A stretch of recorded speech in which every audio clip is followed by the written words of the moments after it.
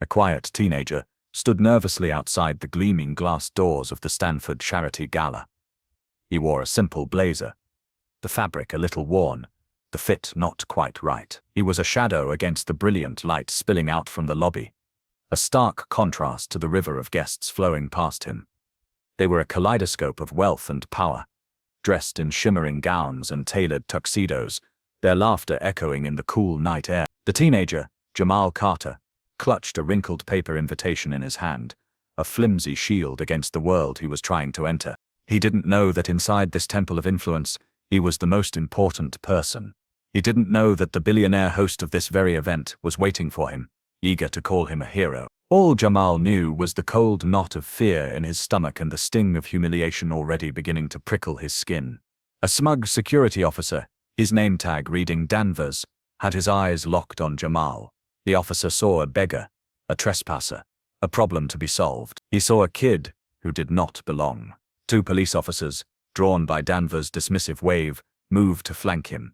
They formed a wall of blue uniforms and cold stares, mocking him, calling him a charity case, threatening to arrest him for daring to stand on this hallowed pavement.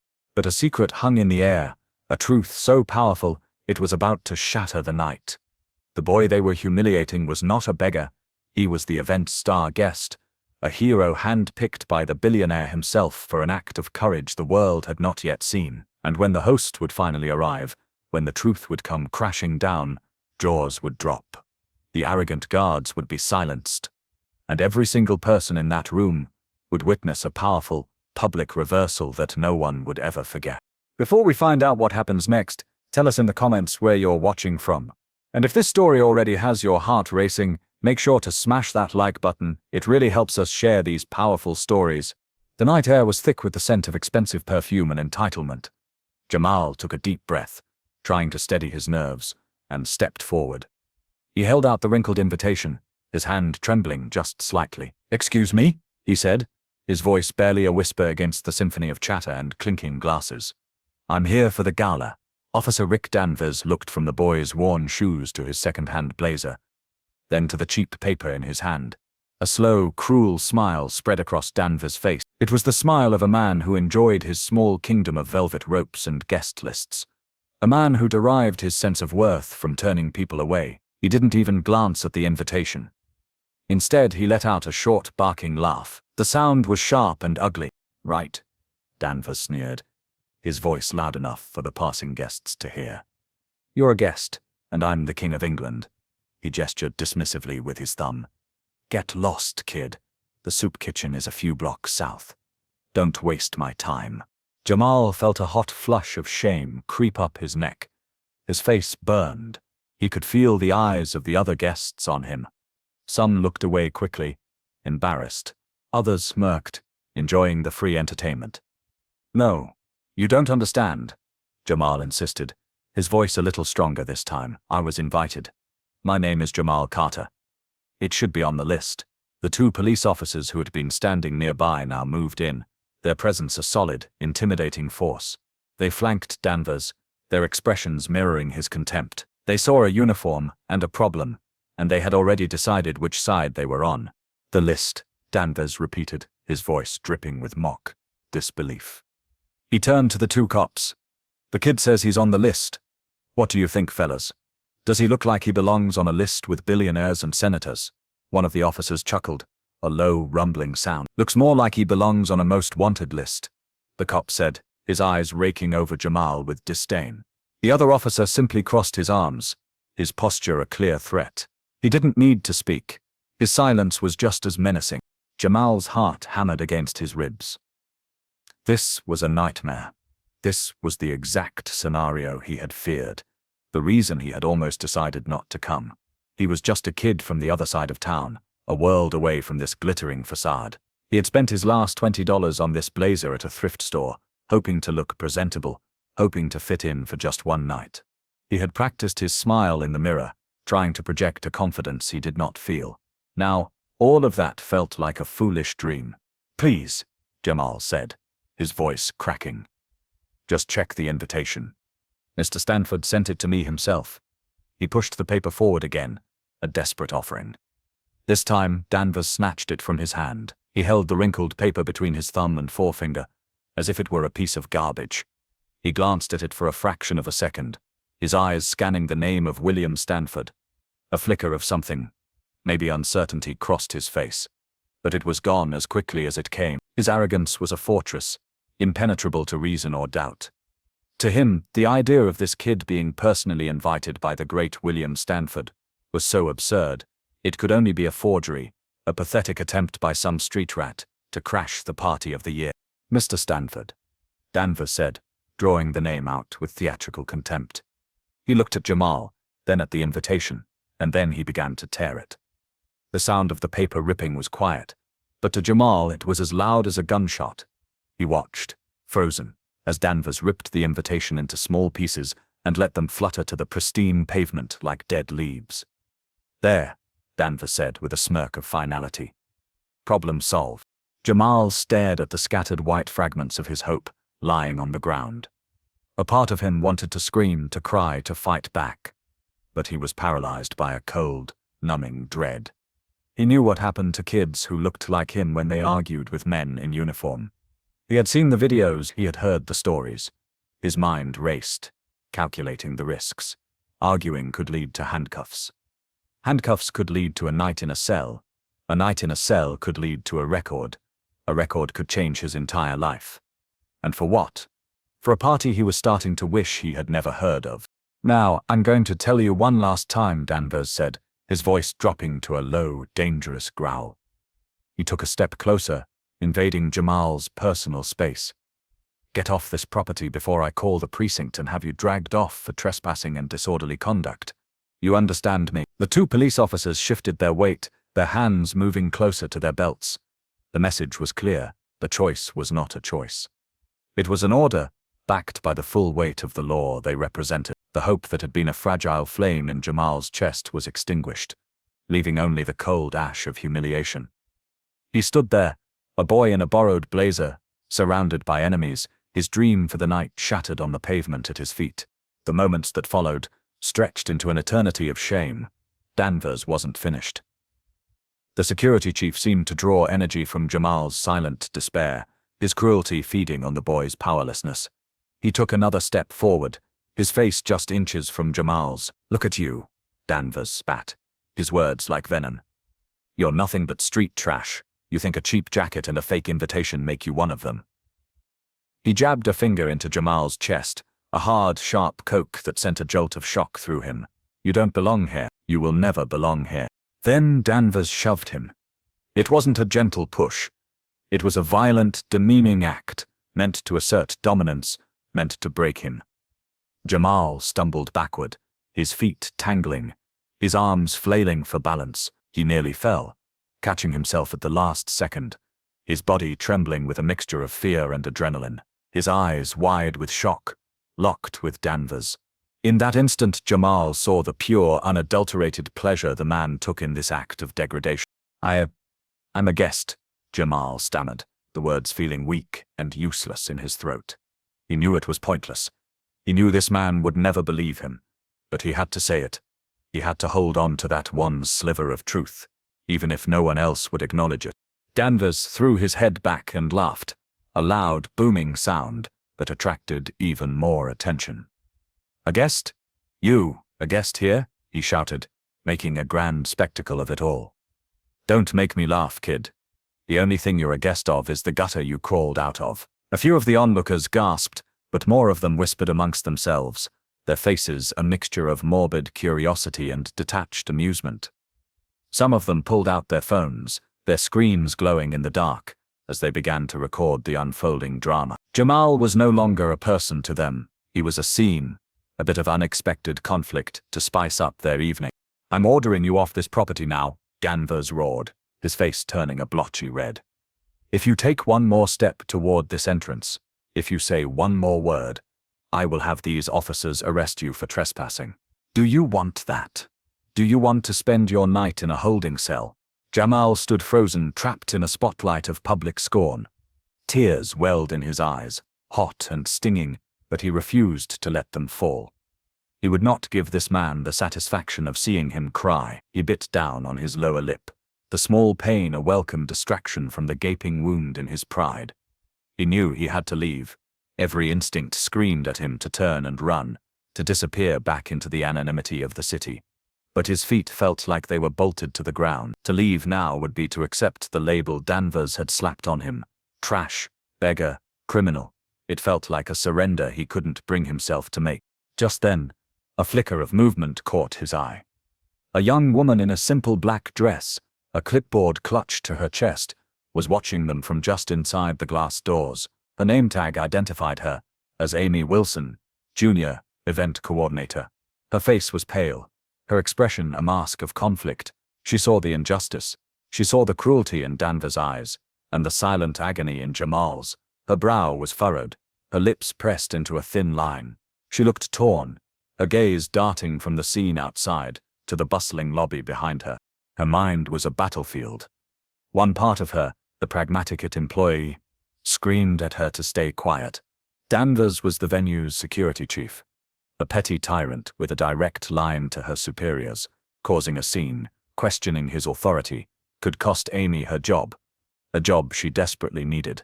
She was just starting her career, barely making rent. She couldn't afford to be a hero.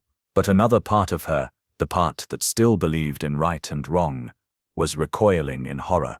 She saw a boy being publicly humiliated, stripped of his dignity by a bully in a uniform. She saw the torn pieces of the invitation on the ground.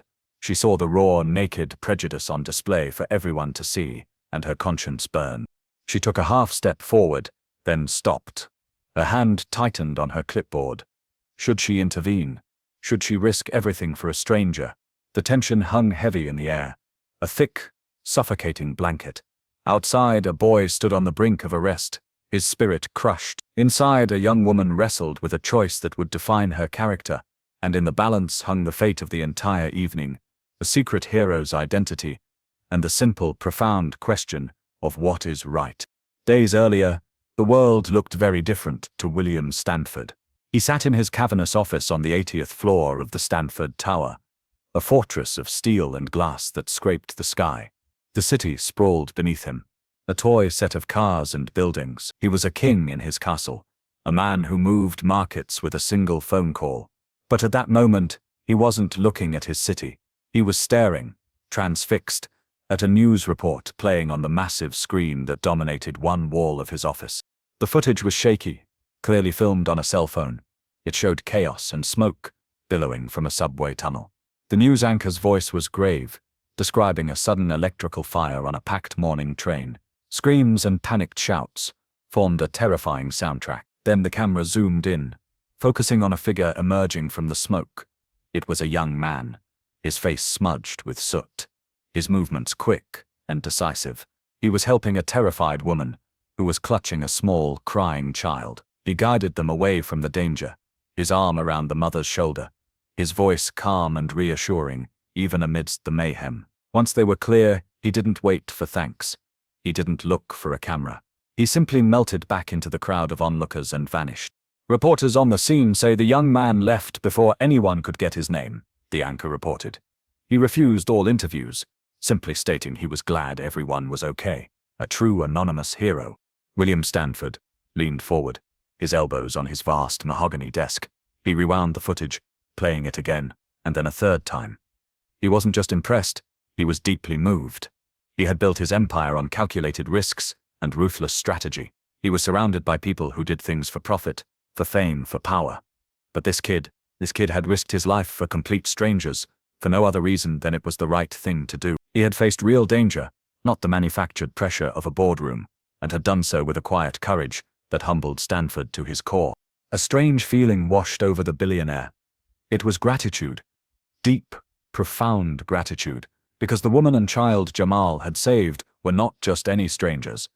They were his daughter-in-law and his only grandson. They had been on that train. He had received a panicked call from his son just an hour before, a call filled with a terror that no amount of money could soothe. They were safe, thanks to this anonymous boy. Stanford's face hardened with resolve. He buzzed his assistant. Get my entire security and private investigation team on a conference call, now. Within minutes, he was addressing a dozen of the best investigators money could buy.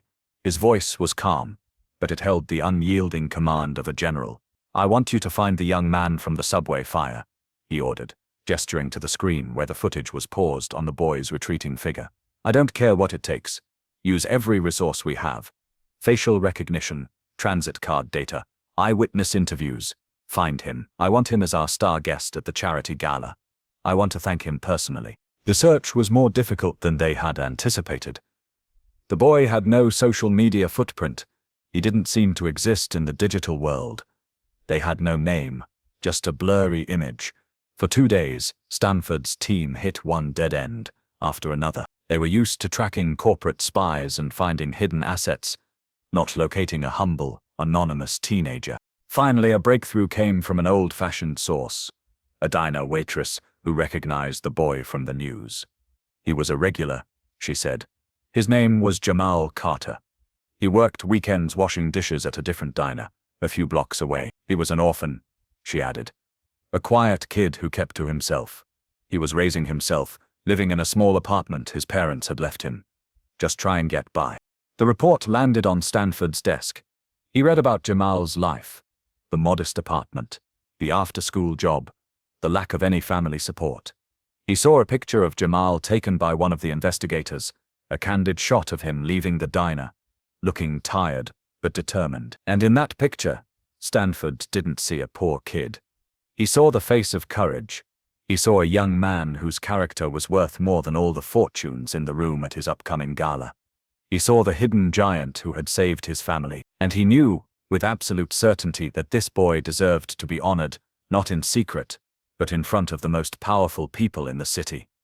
The invitation had to be sent. The invitation did not arrive in a plain white envelope. It was delivered by a private courier, a man in a crisp suit who looked entirely out of place, standing in the hallway of Jamal's modest apartment building. Jamal answered the door cautiously, thinking it was a mistake. People like this did not come to his neighborhood. "Jamal Carter?" the courier asked, his tone professional and polite. Jamal nodded numbly. The man handed him a thick, cream-colored envelope. The paper felt heavy and expensive, embossed with a golden S crest. Jamal's name was written across the front in elegant, flowing script. He took it, his fingers tracing the letters.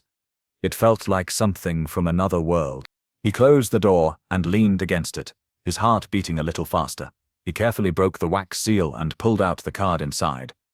It was an official invitation to the Stanford Charity Gala, an event he had only ever heard about on the news, a fairy tale gathering of the city's elite. Tucked inside the invitation was a smaller, folded note, handwritten on personal stationery.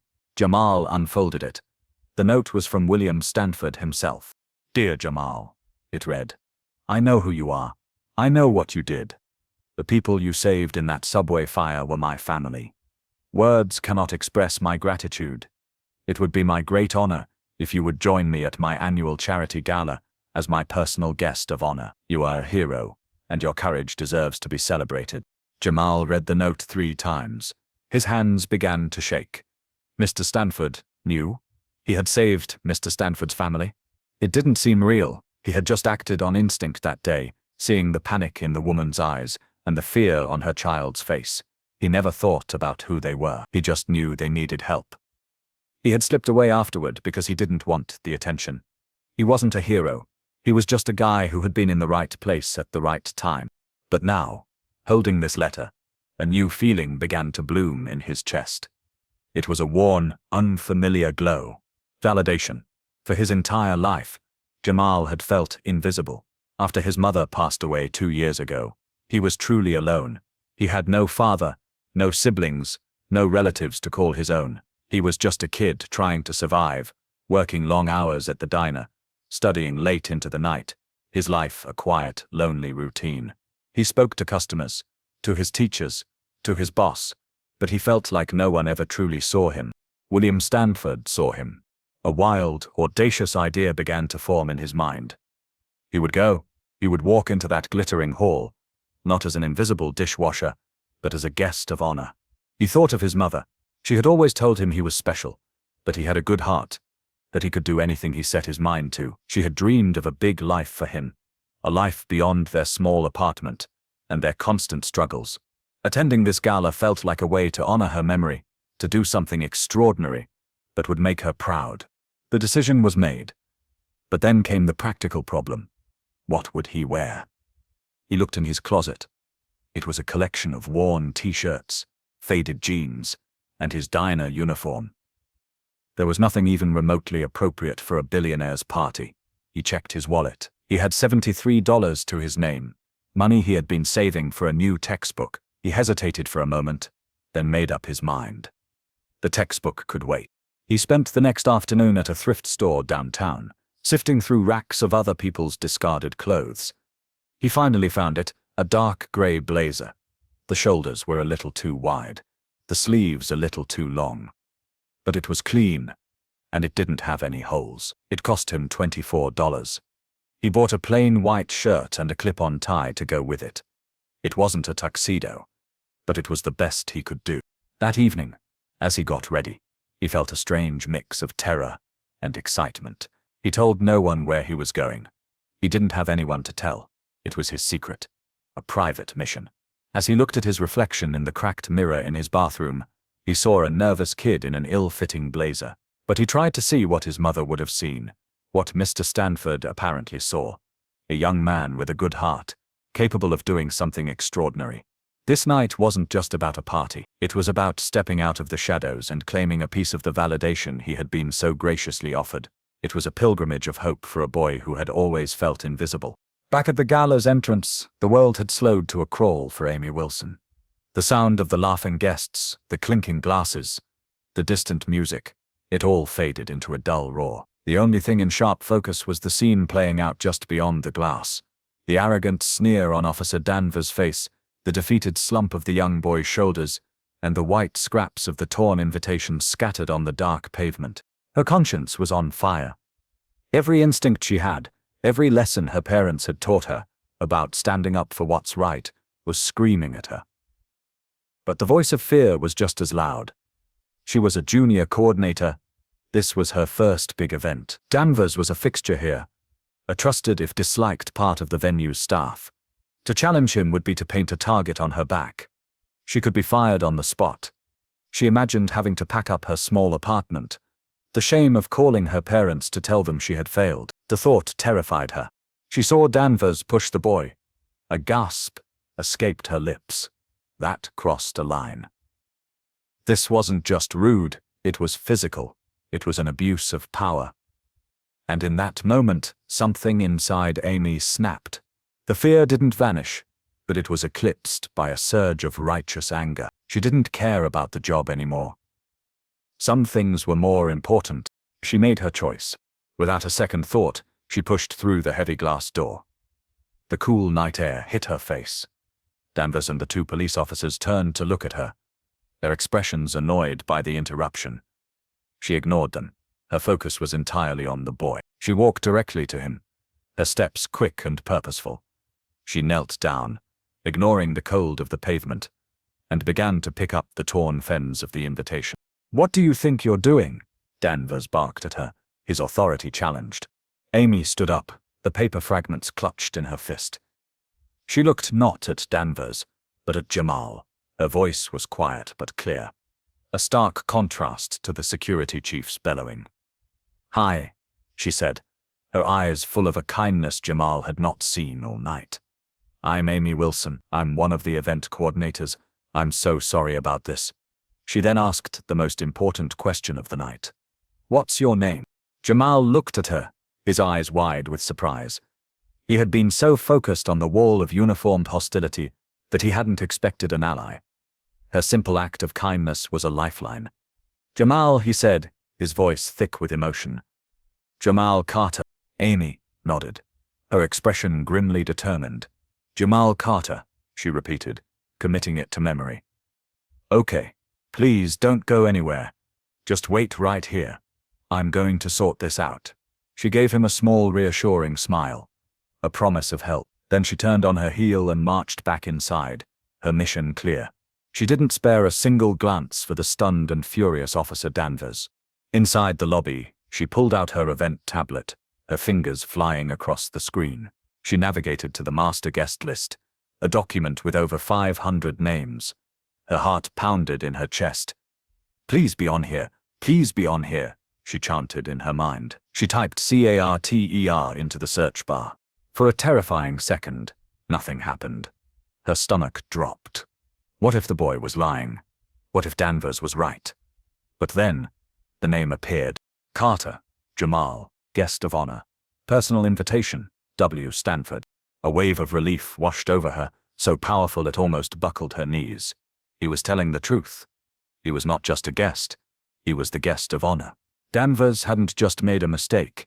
He had committed a catastrophic, career-ending blunder. The pieces of the puzzle clicked into place. The cheap laser, the paper invitation. It all made sense if he wasn't from this world. If he was a special guest, someone chosen for reasons other than wealth or status. Amy felt a new surge of adrenaline. This was no longer just about correcting an injustice. It was about exposing a bully and vindicating a hero. She clutched her tablet and began to run. Her destination clear. She had to get to William Stanford before it was too late. While Amy was racing to find her boss, Officer Rick Danvers was swaggering back into the warmth of the lobby, basking in the glow of his own perceived authority. He felt powerful, untouchable.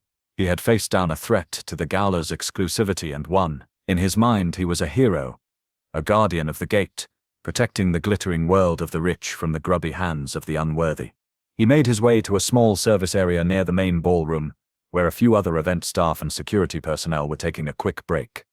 He grabbed a bottle of water, twisting the cap off with a flourish. "You guys wouldn't believe what just happened," he announced to the small audience, his voice full of self-satisfaction. A younger security guard, eager to curry favor with his boss, played along. "What's that, Rick?"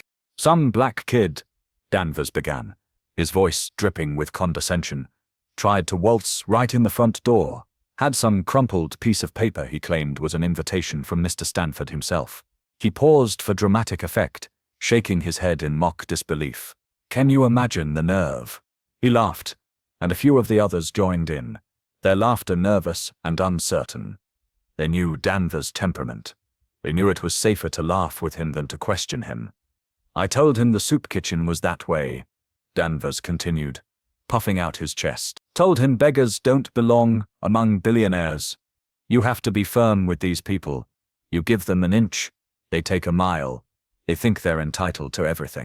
His words painted a picture of a world divided into two kinds of people: the deserving, like the guests inside, and the undeserving, like the boy he had just banished. He spoke of keeping standards, of maintaining the integrity of the event. It was a thinly veiled tirade, a chance for him to air his deep-seated prejudices under the guise of professional duty. He was the gatekeeper, the judge of who was worthy and who was not.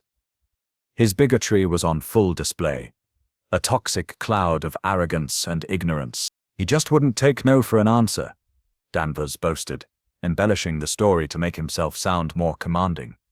"I had to get firm, pushed him back a bit, threatened to have him hauled off to jail." That finally got the message through his thick skull. He took a long swig of water, clearly pleased with his own performance. He felt like the star of his own action movie, the tough cop who lays down the law. He was so wrapped up in his own story, so blinded by his own ego, that he didn't notice the young woman in the black dress who had just come to a halt a few feet away. Amy had been on her way to the VIP green rooms when she heard Danvers' voice. She had stopped, hidden partially by a large floral arrangement, and had listened to the entire, ugly speech. Every word he spoke was like a splash of gasoline on the fire of her anger. He wasn't just mistaken, he was proud of his cruelty.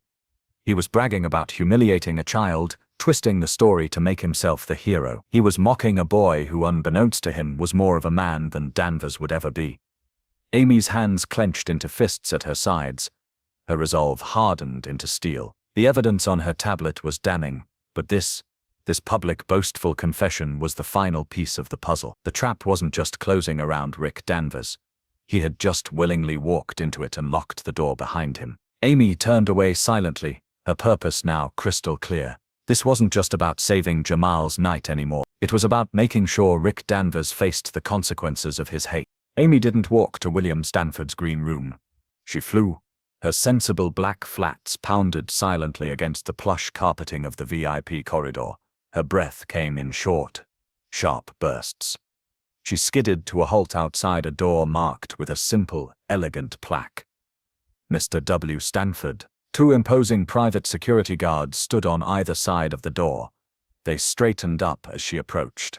"I need to see Mr. Stanford," she said, her voice breathless but firm. "It's an emergency." One of the guards, a man built like a refrigerator, looked down at her, his expression unreadable. "Mr. Stanford is not to be disturbed." "It's about his guest of honor," Amy insisted, holding up her tablet, the screen still glowing with Jamal's name. "There's been a serious incident at the front gate. The mention of the guest of honor changed everything." The guards exchanged a look. One of them spoke into his wrist communicator. A moment later, the door clicked open. Amy pushed it and stepped inside, her heart hammering against her ribs. The green room was an oasis of calm. William Stanford sat in a plush armchair, sipping a glass of water, looking over some notes for his speech. He looked up as Amy burst in, his expression shifting from relaxed to concerned at the sight of her panicked face. "Miss Wilson?" he asked, his voice calm. "Is everything all right?" "No, sir," Amy said, trying to catch her breath. "Mr. Stanford, it's about Jamal Carter." Stanford's demeanor changed instantly. He put his glass down and gave her his full attention. The relaxed host was gone, replaced by the sharp, focused CEO. "What about him? Has he arrived?" "He did, sir," Amy said, the words tumbling out of her. "But he was stopped at the door by the head of venue security, Officer Danvers. He refused to let him in. He humiliated him, sir. He called him a beggar. He tore up his invitation right in front of him. I saw it. He pushed him and threatened to have him arrested." As she spoke, she saw Stanford's face transform. The initial shock gave way to a dark cloud of disbelief, which then curdled into a cold, quiet rage. The color drained from his face, but his eyes burned with an intensity that made Amy take an involuntary step back. He didn't shout. He didn't slam his fist on the table. His anger was something far more controlled and far more terrifying. It was the icy fury of a man who was used to having his orders followed without question, a man who had just discovered that his personal heartfelt gesture of gratitude had been trampled on by a petty bigot. "Where is Jamal now?" Stanford asked, his voice dangerously low. "He's still outside," Amy replied. "I told him to wait." "I think he's still there." "And Officer Danvers?" Amy swallowed hard. "I overheard him, sir. He's bragging about it to other staff members near the ballroom. He's proud of what he did." Stanford closed his eyes for a brief moment, as if absorbing the full weight of the insult. When he opened them again, they were like chips of ice. He stood up, a silent, powerful menace. "Miss Wilson," he said, his voice a model of chilling calm. "You did the right thing. Thank you. Your courage will not be forgotten." He walked over to his desk and picked up a secure phone that connected directly to his event command center. He pressed a single button. "This is Stanford," he said, his voice leaving no room for argument. "I have 3 orders. First, freeze everything at the front gate. No one else in or out until I say so. Second, find Officer Rick Danvers. Bring him to the VIP suite C immediately. Tell him it's a direct order from me. Tell him it's urgent. Do not tell him why." He paused, his eyes locking with Amy's. "And third," he continued, his voice dropping even lower, "get a camera crew to VIP suite C. I want them set up and recording in 5 minutes. Prepare to film." He hung up the phone. The click echoed in the silent room. The stage was set.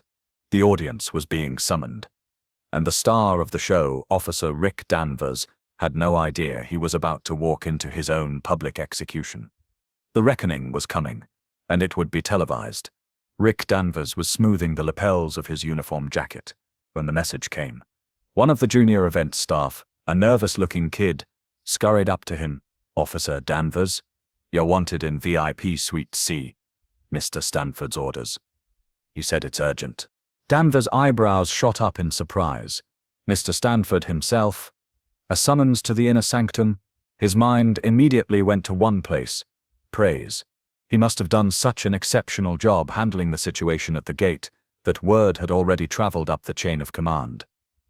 Mr. Stanford probably wanted to thank him personally for his vigilance, for protecting the integrity of his prestigious event. Maybe there was a bonus in it for him, a promotion, even.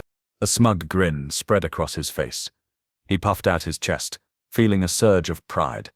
"Of course," he said to the staffer, his voice filled with false modesty. "Tell them I'm on my way." He straightened his tie, shot his cuffs, and began the walk toward the VIP suites. With every step he took down the plushly carpeted hallway, his sense of self-importance swelled.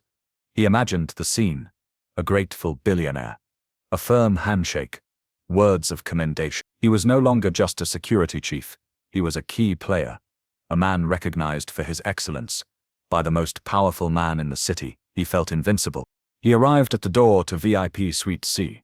It was slightly ajar. He pushed it open and stepped inside, his practiced humble smile already forming on his lips. "You wanted to see me, Mr. Stan." The words died in his throat. The scene that greeted him was not what he had expected. The room was deathly silent. Standing in the center was William Stanford, his face a mask of cold fury. Flanking him were three grim-faced members of the Stanford Enterprises Board of Directors, men whose faces Danvers recognized from magazine covers. Standing quietly to one side was the junior event coordinator, Amy Wilson, the girl from the front gate. She held a tablet and refused to meet his eyes. But the most terrifying thing in the room was the giant, 80-inch television screen on the wall, and on that screen, playing on a silent, damning loop, was security footage of the front entrance. It showed him sneering at the boy. It showed him snatching the invitation. It showed him tearing it to pieces. It showed him shoving the boy backward. There was no audio, but there didn't need to be. The images told the entire, ugly story. Danvers' smile faltered, then vanished completely. The blood drained from his face, leaving it a sickly pale color. A cold sweat broke out on his forehead and trickled down his temples. The air in the room was thick and heavy, pressing down on him. The swagger he had walked in with evaporated, replaced by a sudden sickening wave of dread. His heart began to pound a frantic, panicked rhythm against his ribs. He felt like an insect trapped under glass, exposed and helpless. "Officer Danvers," William Stanford said. His voice wasn't loud, but it cut through the silence, like a shard of ice. "Thank you for joining us." The politeness of the words was a terrifying contrast to the venom in his tone. "We were just reviewing your exemplary work from this evening." He gestured vaguely at the screen, where the image of Danvers pushing Jamal played over and over again. Danvers opened his mouth to speak, but no words came out. His throat was dry. His tongue felt thick and useless. What could he say? The evidence of his guilt was playing out in high definition right in front of him. He tried to formulate an excuse, a justification. He was just following protocol. The kid looked suspicious. The invitation seemed fake, but the words turned to ash in his mouth. He knew, with a certainty that chilled him to the bone, that no excuse would be good enough. The trap he never saw coming had sprung, and its steel jaws were clamped tight. The silence stretched, amplifying his panic. Stanford just stood there, letting him stew in his own terror, letting the images on the screen burn themselves into his memory. Then Stanford's voice sliced through the tension once more, calm and cold as a surgeon's scalpel. "Let's talk about what happened outside." The silence in the VIP suite was a weapon. It pressed in on Rick Danvers from all sides, suffocating him. He could hear the frantic thumping of his own heart, the blood roaring in his ears. His eyes darted from Stanford's stony face to the looping video on the screen, then to the cold, disapproving eyes of the board members.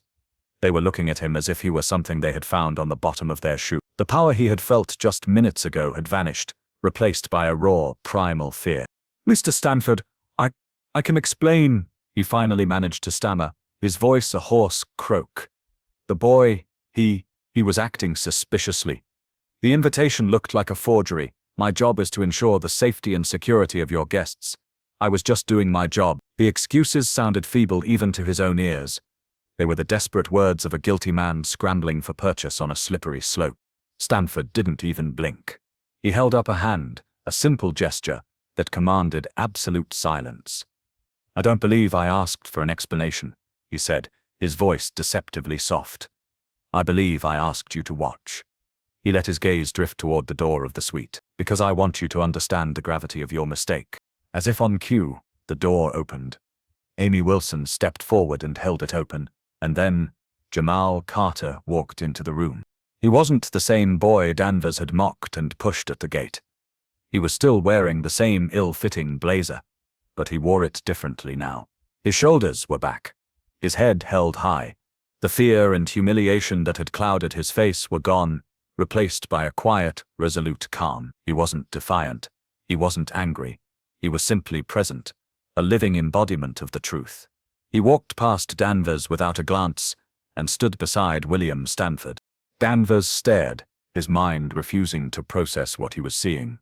It was impossible. The street kid, the beggar, was here. In the VIP suite, standing next to William Stanford, as if he belonged there. A wave of dizziness washed over him. The room seemed to tilt on its axis. Stanford placed a gentle fatherly hand on Jamal's shoulder. He turned his burning gaze back to Danvers. His voice was no longer quiet. It was a clear, ringing declaration that filled the room and sealed Danvers' fate. "Officer Danvers," Stanford announced, his voice echoing with righteous fury. "I'd like to properly introduce you to someone you've already met. This is Jamal Carter. He is not a beggar. He is not a criminal. He is my star guest." He paused, letting the words sink in, letting Danvers absorb the full impact of his catastrophic error. Then he delivered the final, devastating blow. "He is also the hero who single-handedly saved my daughter-in-law and my grandson from the subway fire 2 weeks ago." The sound that escaped Danvers' lips was a choked, strangled gasp. His jaw dropped. His face, already pale, turned the color of ash. He stared at Jamal, truly seeing him for the first time. He wasn't seeing a troublemaker anymore. He was seeing the guest of honor. He was seeing a hero, and he was seeing the boy whose life he had almost ruined, the boy who held his entire career, his entire future, in the palm of his hand. No, he stammered, shaking his head in disbelief. "I didn't know. I swear, I didn't know." The words were pathetic, a desperate plea for a mercy he did not deserve. He looked from Stanford to Jamal, his eyes begging for some kind of reprieve, some way to undo what he had done. But there was no reprieve. There was only the cold, hard reality of his actions and the silent, powerful presence of the boy he had so casually and cruelly dismissed. The reversal was complete. The power had shifted, and Rick Danvers, the petty tyrant of the front gate, was now the one who was powerless, judged, and found wanting. The air in the room crackled with the fallout of the revelation. Danvers stood there, a statue of disbelief, his mind reeling. He looked at Jamal, the boy he had called street trash, and saw the face of his own destruction. He turned back to Stanford, his expression a desperate, pleading mask. "Mr. Stanford, please," he begged, his voice cracking. "It was a misunderstanding. A terrible mistake. If I had known who he was." "That is precisely the point, Mr. Danvers," Stanford cut in, his voice as sharp and unforgiving as broken glass. "It shouldn't matter who he is. It shouldn't matter if he was my guest of honor or a lost tourist. You judged him not by his character, but by the clothes on his back and the color of his skin. You treated him not with courtesy, but with contempt. You were given a small amount of power, and you used it to humiliate a boy who has more integrity in his little finger than you have in your entire body." Stanford looked over at the camera crew that had been silently filming from the corner of the room. The red light on the camera was on. It had captured everything. The confession, the reveal, the pathetic excuse. "And you did it," Stanford continued, his voice resonating with finality, while representing my event. "That is unacceptable." He turned his gaze back to Danvers, his eyes cold and hard as diamonds. "Effective immediately, your employment with this venue is terminated. Your security credentials are revoked. You are done here." The words hit Danvers like a physical blow. "Fired?" he whispered, the word catching in his throat. You can't do that." "I can," Stanford said simply, "and I have." He nodded to his personal security guards, who had been standing silently by the door. "Please escort Mr. Danvers off the premises. Ensure he collects his personal belongings and does not interact with any other staff on his way out." The two large men moved forward, Danvers looked wildly around the room, his eyes screaming for an ally, for someone to intervene. But the board members just stared back at him with icy disdain. He was a liability, a stain on their pristine corporate image, and they were watching him be scrubbed away. As the guards took his arms, the last of his composure shattered. "Please," he cried, his voice shrill with panic. "I have a family, a mortgage. Don't do this." But his pleas fell on deaf ears. He was led from the room, a broken, pleading man, his uniform now a costume of his own disgrace. The door closed behind him, leaving a profound silence in its wake. The tension in the room broke. Stanford let out a long, slow breath. He turned to Amy, his expression softening completely. "Miss Wilson," he said, his voice now warm with gratitude. "What you did tonight took immense courage. You saw an injustice, and you refused to stay silent, even at great personal risk. That is the kind of character I value." He smiled. "My executive assistant is retiring next month. The position comes with a significant raise and a great deal more responsibility. The job is yours, if you want it." Amy's jaw dropped. She was speechless. Tears of shock and relief welled in her eyes. "Thank you, sir," she managed to say, her voice choked with emotion. "Thank you." The news of what had transpired in the VIP suite spread through the event staff like wildfire. Whispers turned into stunned gasps. The footage from the camera was discreetly shown to key personnel. Jaws dropped. People who had nervously laughed at Danvers' boasts just an hour earlier now looked at the floor in shame. The swift, decisive justice was a thunderclap that echoed through the entire gala. It sent a clear and powerful message. In William Stanford's world, character was the only currency that truly mattered. And tonight, a bully had been bankrupted, while a hero and a brave young woman had been rewarded beyond their wildest dream. The main ballroom of the Stanford Charity Gala was a breathtaking sight. Crystal chandeliers dripped light onto a sea of 1,000 guests. The air hummed with the quiet confidence of the powerful and the privileged. William Stanford stood at the podium on the main stage, the room silent and attentive. "Good evening," he began, his voice warm and commanding. "Tonight we are here to support a cause that is dear to all of our hearts. But tonight we are also here to celebrate something else. We are here to celebrate courage."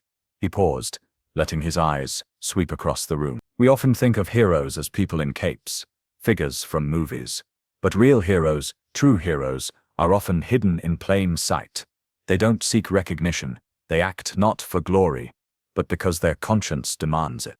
He told the story of the subway fire, of the smoke and the chaos, of the terrified mother and child trapped in the darkness. He painted a vivid picture of a young man appearing out of nowhere, a stranger who risked his own life to lead them to safety, and then vanished into the crowd before anyone could thank him.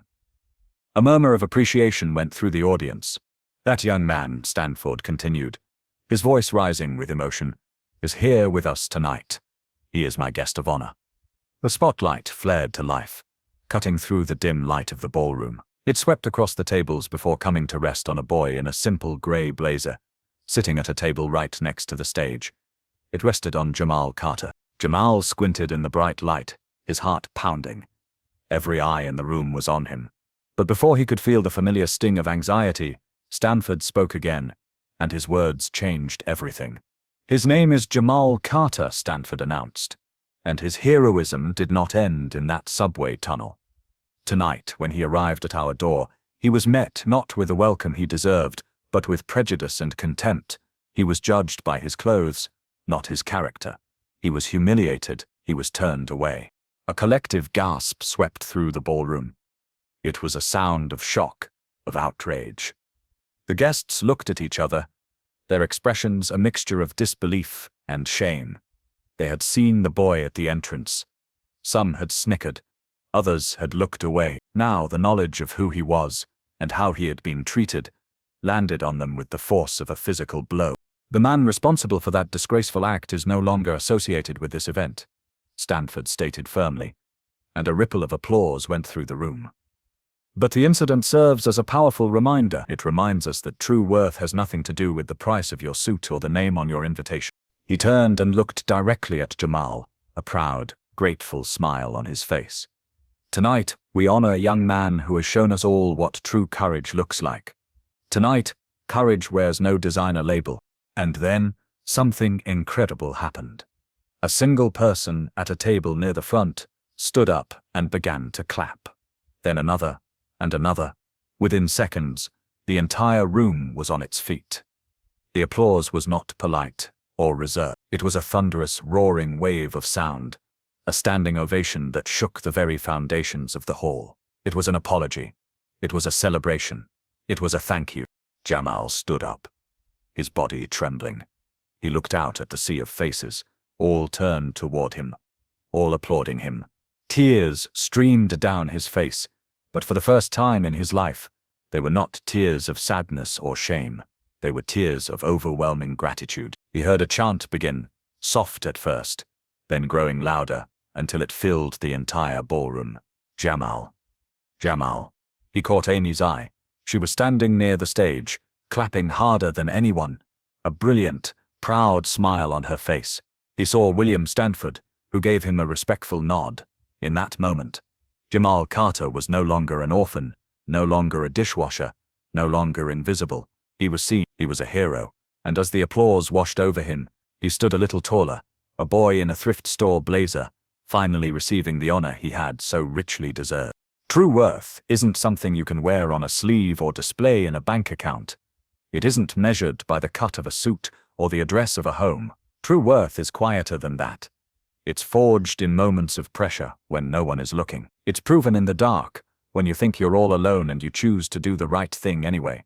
It's the silent, unwavering strength of character. We see Jamal Carter, no longer a nervous boy at the gate, but a confident young man walking through the heart of the gala.